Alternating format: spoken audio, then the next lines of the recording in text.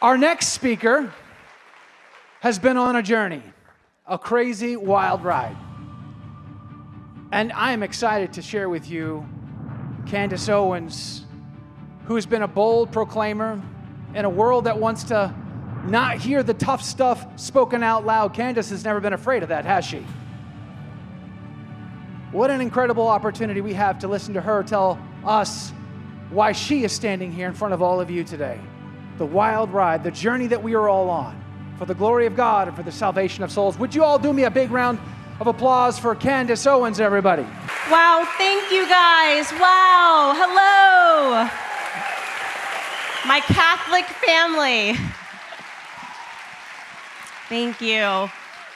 All right, well, let's get started. So I was asked to speak tonight about my journey, and it's a huge question. People always want to know, like, what made you become baptized, convert into the Catholic faith? I was Protestant my entire life, and everybody's journey is different, and everybody's journey, or at least for me, has been very strange, and I'm very excited to share it with you. And I think you guys have probably figured out that my journey really was through politics to faith. Not a typical journey, but that is really where it began for me, and my life has had so many twists and turns. And so I'm going to take you very quickly through the political journey, which I think everybody was very aware of. And I guess I'll kind of take you through a marathon of sorts of my life. And so, you know, the story of Candace Owens is I've had the same character throughout my entire life. Maybe not the same ideas, but I've had the same character.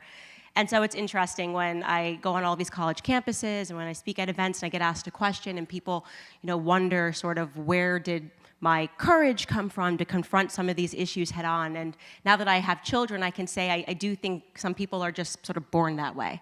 And for my parents, I was a tough one because I think most kids are sort of content when parents say to them, you know, do this because I said so, or do this or else Santa's not going to come. You know, the easy stuff that you get to say to toddlers and it works. And I was just one of those kids that was like, well, then you tell him not to come to Santa. And that's very frustrating for a parent. You're like, you're 3, you know, could you just clean your room? You don't have to make this difficult, because it wasn't that I was angry. I just always wanted someone to explain things to me rationally. I didn't like sort of the arbitrary authority. I came out not liking arbitrary authority. I would be happy to clean my room, but I don't want the reason for me to clean my room is because some guy is going to come down a chimney, somehow get skinny, and drop off some presents. Like, that didn't make sense to me, even at the age of 3. And I was fortunate that my grandfather was a huge part of my life growing up, and my grandfather and my grandmother were incredibly faithful. And as a part of our morning breakfast routine, during my formative years, I lived with my grandfather. He would make sure that we read the Bible every single morning. And of course, during those first miles of your life, you're not really understanding things, and you're picking up things here and picking up things there, and things are mostly caught and not taught. And my grandfather just had this breakfast routine where we'd go through the Bible and he'd challenge us about Scripture. And for me, really, I just thought, I really want to beat my sisters and get the right answer, right? I'm one of 4. And so when he'd go around and he'd sort of rank us according to our answers by giving us a mug, and we'd figured out who won for the day in terms of answering Scripture. But then I think when you get into, I would describe this in the marathon as mile 7 of your life, you are suddenly, and I think for me this was in middle school into high school, quite embarrassed. I was so embarrassed of my faithful grandparents constantly talking about God and the Bible, and like, I just want to be cool, you know? I want to be secular. I want to get along with everybody that's at school and not think about faith, and that is just sort of the world coming at you, and for whatever reason, you know, you can't be cool if you're talking about Scripture. You can't be cool if you're Christian. And so it was so natural for me to sort of pull away from my grandparents, pull away from my faith, more importantly. And I sort of still kept up the same Candace Owens spirit. And this is a true story. There's one high school teacher that I still keep in touch with, and he's messaged me and said, you know, Candace, if there was anybody that I could have picked in high school that would be doing what they're doing and making it as far as you have as a public figure, it would have definitely been you, because you drove me crazy. Poor Mr. White. And part of the reason was because I didn't like arbitrary authority. I just wanted to be able to think, even if my ideas weren't right. And I specifically he recalls that having given me a test, and it was one of these tests that were on World War II. You know, the answers the questions are supposed to be easy. You're supposed to just give a simple answer. And there was this one question, and it was, you know, why did we have to drop the atom bomb on Japan? And most of the kids just wrote the answer, and the answer is always because we needed to end World War II. And of course, Candace couldn't do that, and so I just rose my hand and told the teacher that I didn't like his question. He's like, you know, Candace, what do you mean you don't like the question? And I said, well, you know, this kind of implies the answer. This kind of implies that we had to drop the bomb on Japan, and I'd rather think through that and see if I agree with that, and maybe I do, but I want to actually be allowed to use my brain, and maybe I think we shouldn't have dropped it. When you just imply that we had to, you know, I don't like that. And so that really was sort of, you know, mile 7 of my life, and very sure of myself and very certain and wanting to be a thinker. And it wasn't really until around, I would say, mile 15 of the marathon that things got a little bit complicated, because, you know, I'd gone through university and I was a liberal, as any person that is fortified by the public school system comes out. If you've been properly public school catechized, then you know that you should be a liberal, you should be on the left, especially as a black woman. I understood all of these things. And then I was sort of met with the real world. And while everything sounded so pretty growing up, that everything could be free, then I started understanding what taxes were when they were actually applied. And I was not politically inclined at all, and I was just working really hard to try to pay off my student loans, and this was the giant monkey on my back. Like, how am I going to actually make money and pay off these ridiculous loans? I mean, I'm 6 figures in student loan debt, and I have no idea how I'm going to pay that off with the salary that I'm making. And then lo and behold, in 2015, this was one of the moments where Donald Trump came down the escalator, and I looked at him and I looked at his wife and I said, oh, no, this guy cannot become president of the United States. No, not me. I will not allow this to happen.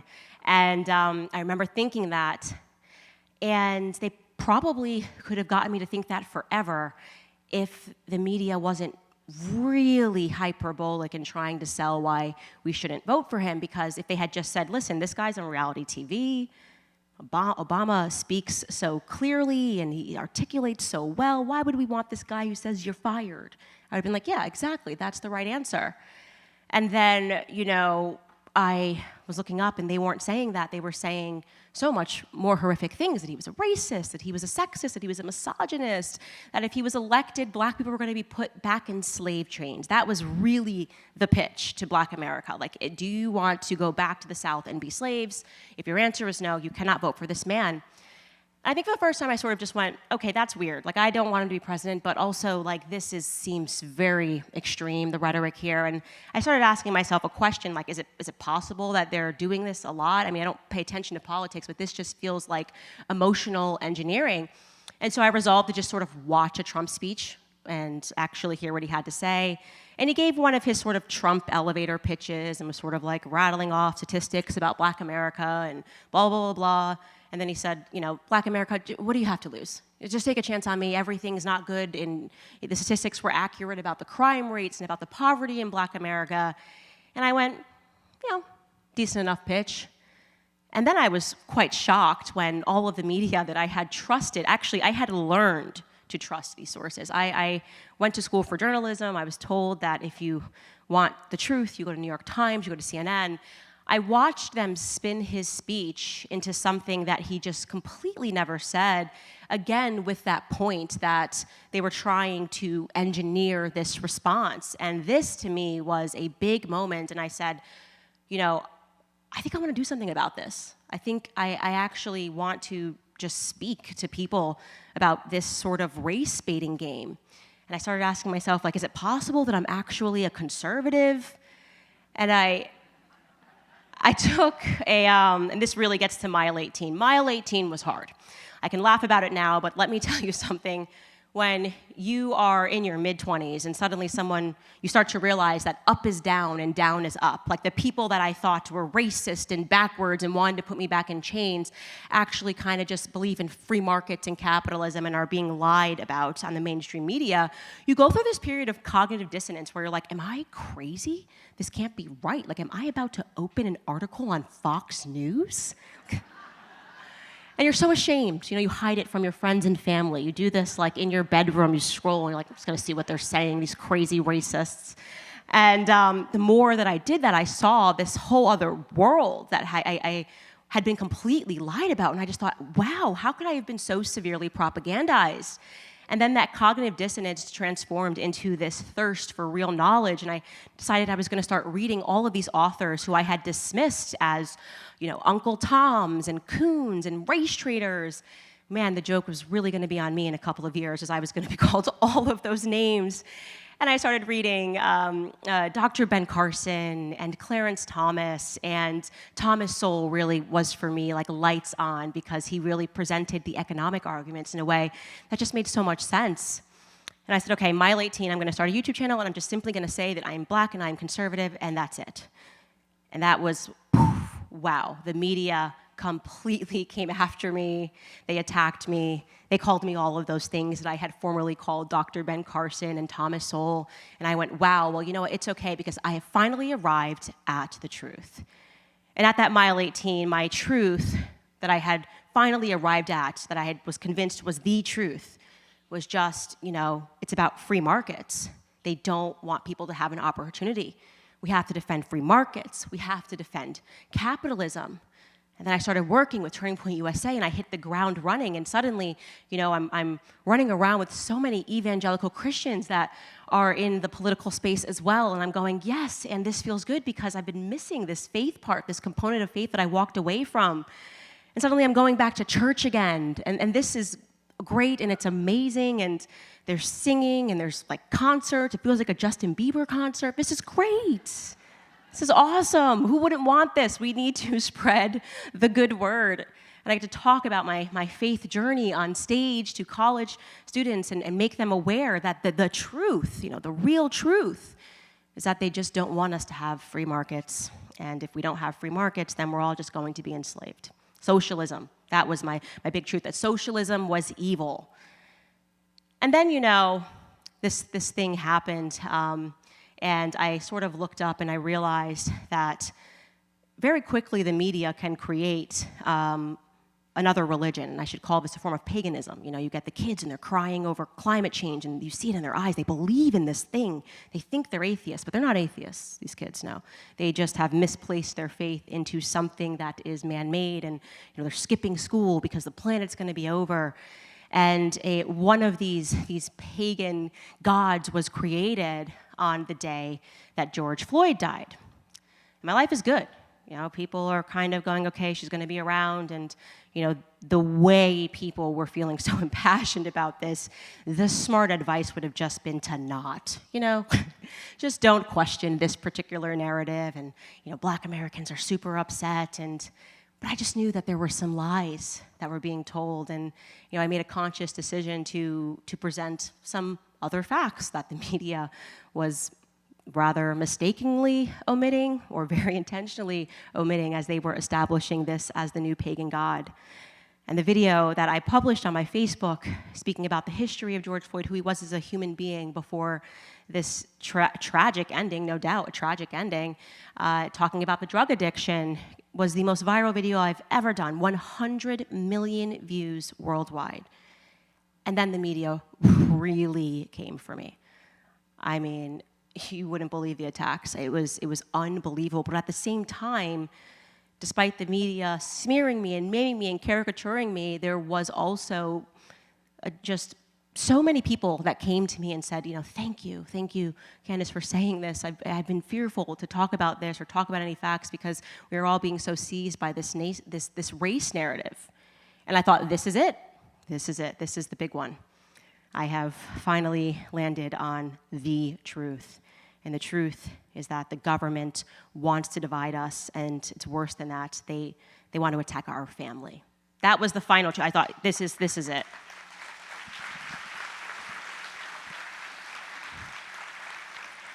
And so la-di-da, I survived it, and there's now suddenly this clear understanding to me that what I have to fight for beyond anything else, above everything, is family. At this time, I met my husband. We're having our first child. Life is great. I've got a show now that's 5 days a week, and I'm speaking about the importance of the nuclear family, taking people through the Marxist agenda of BLM. I'm doing a documentary explaining to people, why it is that Marxists hate the family so much, this threat. It proposes a threat to the state, a strong nuclear family, and we've got to make sure that we get that. But that wasn't really the big truth. This is kind of like the last 4 miles of the marathon, and things are good. And then this being drawn more to the concept of family, and I'm recognizing that my husband, I'm a Protestant, but he's a Catholic. And at this same time, he is just being drawn more and more and more into the church, and he's going to Mass every day. Can you imagine? I'm going on Sundays to a nice concert. This guy's looking, he's got objects in his hand, his whole office has transformed. Like, what is going on with you, man? What's going on? And I was just curious, It was more the mystery of the side of my husband that I didn't quite understand. What are you getting up so early for? To go to Mass? You just went there. You were just there. Just gonna go on Sunday, just check in, And I'm starting to have these conversations with him, and I'm listening, but, not really comprehending. And he says to me, I start prodding to him about his faith journey and trying to understand why he made the decision to convert into the Catholic faith when he was at university. He studied theology, he decided to convert, and I'm starting to really get into the story to see what's driving him. And he says something to me that now rings in my head. He said, to become a student of history is to become a Catholic. So, yeah, what was he saying? Like, I wasn't a student of history? I went to public school. I took history. And so because I was interested in understanding my husband's faith and what was drawing him further into it, I started asking all of the questions and came up with all of the things. Well, you guys worship Mary. Yeah, it's not good. You shouldn't do that. What are all these objects here? You shouldn't be doing that. The Bible speaks against idolatry. You guys have heard all of the talking points over and over again. I'm now giving this to my husband. I said, but listen, in the spirit of healthy debate, I will set up a time for you to come on my show. My husband never does any publicity unless it is to speak about his faith. And to have a debate with Allie Stuckey. Known her for years, and she's so lovely. And I just really want this to be kind of like the great debate because, I think you guys are well matched. And she's going to speak on behalf of Protestants, and then you can speak on behalf of Catholics. And, good luck. I'm just going to be in the middle and watching this thing. And I was listening, and I thought my husband was making some pretty sound points. And then after this debate, and I promise you guys this is the truth, and I have to pull this up on my phone, in the comments section, this is when the beginning of the rest of my life began. An unknown human being named Jose, who somewhere in the world is probably going, this began with me, wrote this under the debate regarding Protestants. Shallow doctrinal talking points just hide the unequivocal American dislike for royal authority. That's what's really going on. The idea that you can make your own denomination with the doctrinal tidbits that you like is quintessential to American freedom. Anybody can be president, anybody can be a pastor. Evangelical Christianity really is classic Americana in a religious costume. The fact that there are thousands of mutually incompatible Protestant denominations proves Protestantism as a whole cannot be the truth. It was politically convenient for the Northern European powers when it popped up to rival Rome, and then it adapted beautifully to the character of American society. Protestantism is more interesting sociopolitically than theologically. Ouch.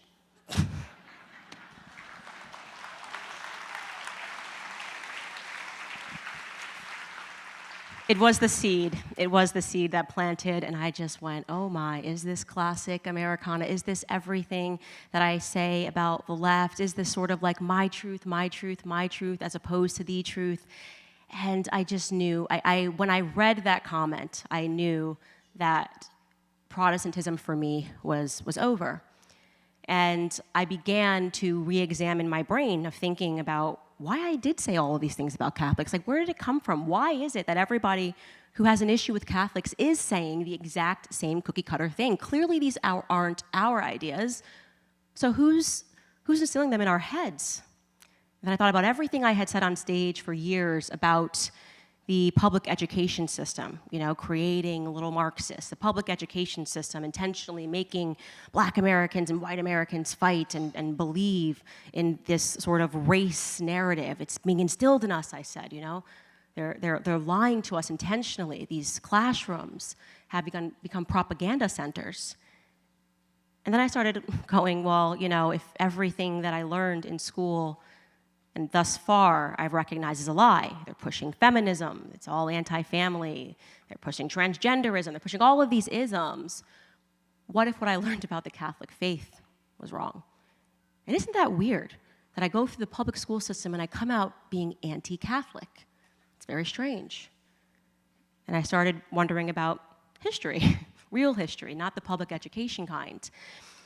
And what I came across was a lot of questions, really a lot of questions that people didn't even want me raising. I went back, ironically, to that nuclear bomb that we dropped on Japan and learned a little bit more about that and learned that we dropped it in Nagasaki, 300 yards away from praying Catholics, destroyed the burgeoning Catholic city of Nagasaki, wiped out the burgeoning Catholic city of Nagasaki.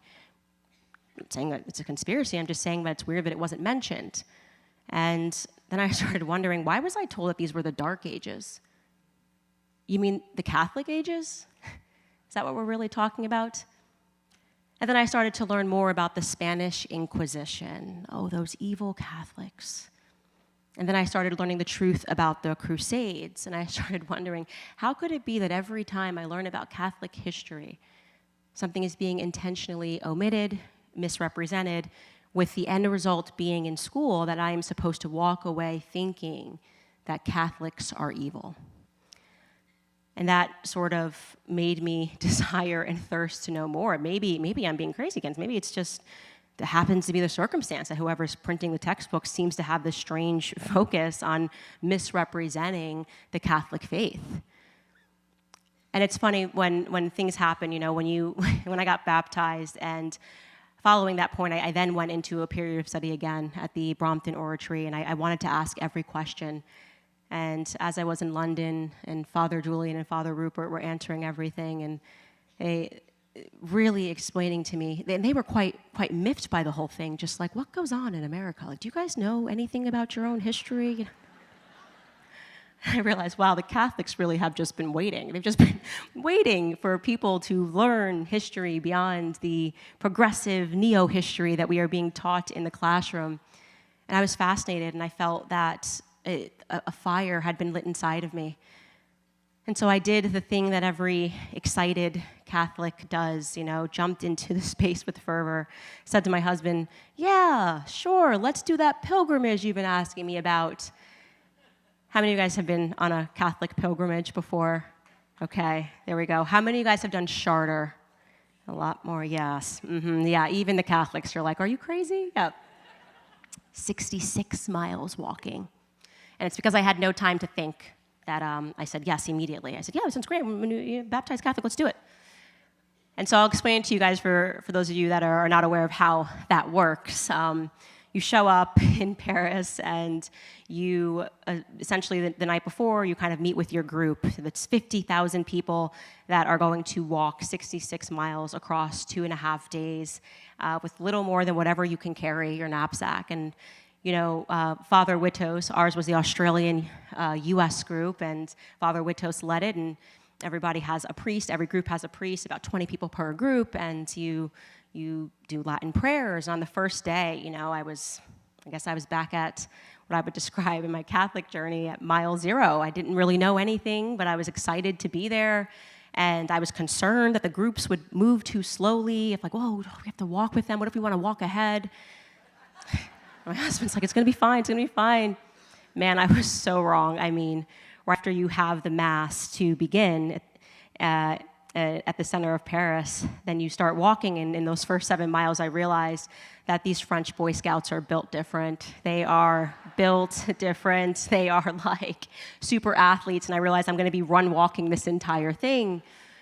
And we've got the St. Joseph flag, and they're marching with it, and they just Latin prayers the entire time. I didn't know a single Latin prayer as we began. I think I now speak fluent Latin, so anybody who wants to just jump in to anything, and they're just marching. I mean, just like Spartans going to war. Salve Regina. I mean, it's amazing.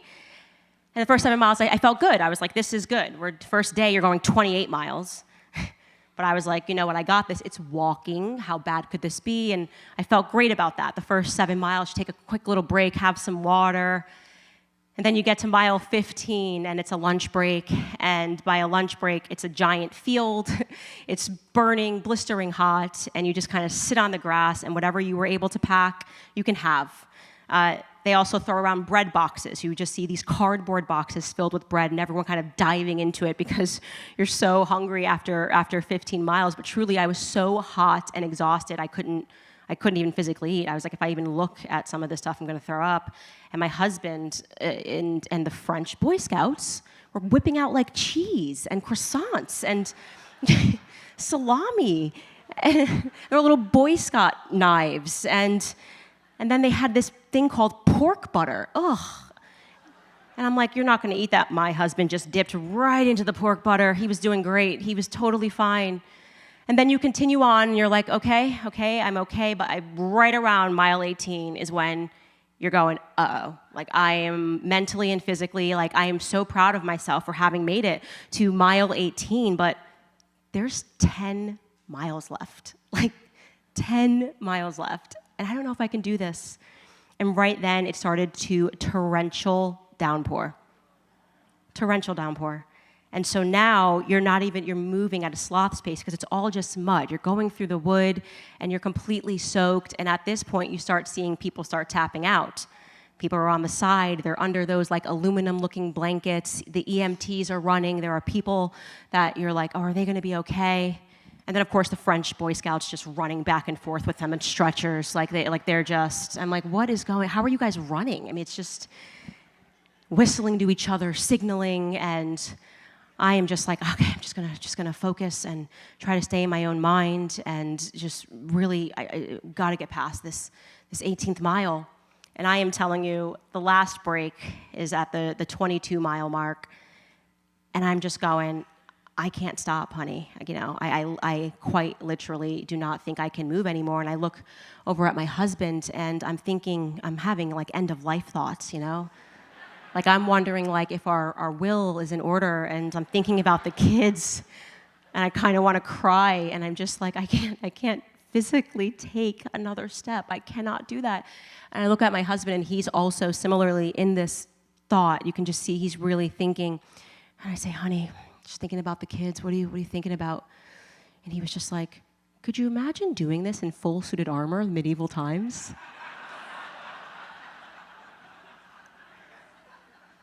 And I realized that I had married a French Boy Scout by mistake. By mistake. I just looked at him, I'm like, and he says to me that he got a text message from one of the priests back at home, and our priest said to him, like, has she divorced you yet? And I want to be clear, not for a single second throughout that entire pilgrimage did I see an attorney's office, or I would have been in there. But we were in the countryside, so we were stuck with one another. And as we got to the last 4 miles, all uphill, I remember looking at Father Witos, and he's just got a cheery Australian smile on his face. And I'm like, honey, we just have to keep going, because if I stop, I'm physically just going to fall apart. And I said, I'm going to be honest with you, Father, I feel like I'm going to die. And it was just the biggest smile on his face. Father Witos said to me, do you know somebody died last year on that hill?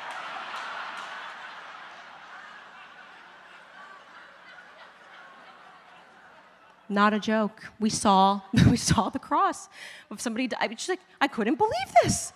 And at this point, I'm going, should I just be Protestant? Like, is this like... That's what the Catholics do, you know? But I made it. And I'm telling you, when you see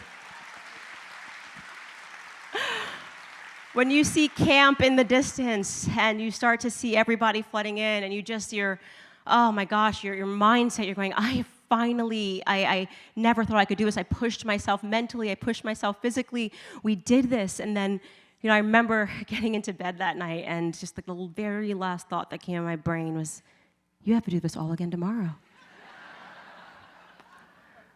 And that really has been my thought process, just realizing as I jump into this next thing, realizing my life was great, Now I've realized this, and it's the truth, the capital T truth. And the capital T truth is that it was never about an attack on Trump or free markets or Marxism or race, What's always been going on is that it has been an attack on Christ. It truly has been.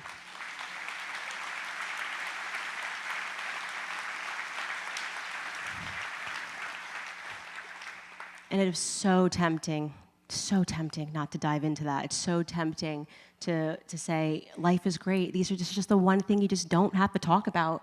And you can keep everything, your career. You can keep, the same set of political friends. You just don't veer too much into speaking about Jesus Christ. Don't recognize that big truth, the comfort of being able to stay there.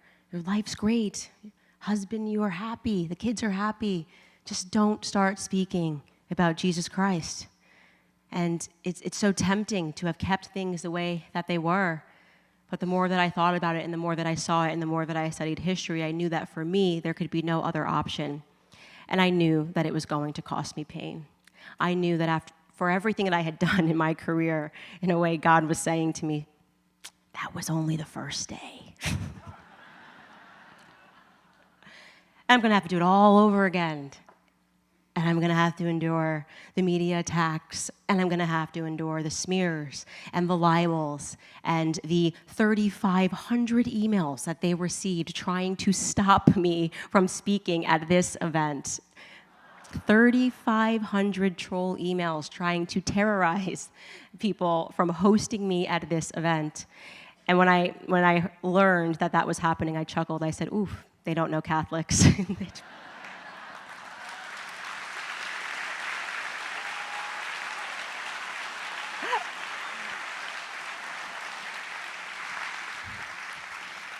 And so I don't know where this is going, but I rely on just the feeling that I felt on that third day.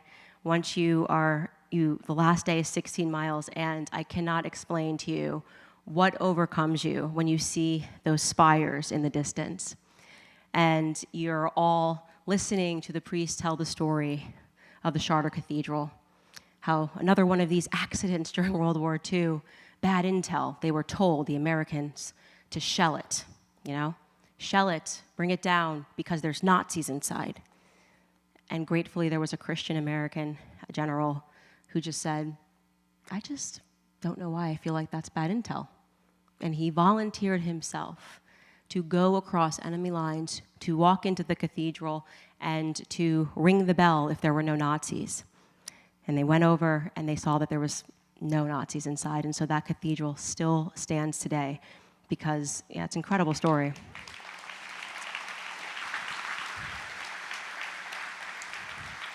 And I'll never forget the feeling when you can feel nothing. I mean, by that third day, your hair hurts. Have you ever sprained your hair? Your hair hurts. And then suddenly you realize why the Latin Mass, when all of the French citizens in this tiny little town come out, and they're holding their babies, and they've got their family, and they join you in prayer. In the Latin prayer, and you can't help but to be overcome by emotion. You can't help but to understand why it is that it is supposed to be one holy apostolic church.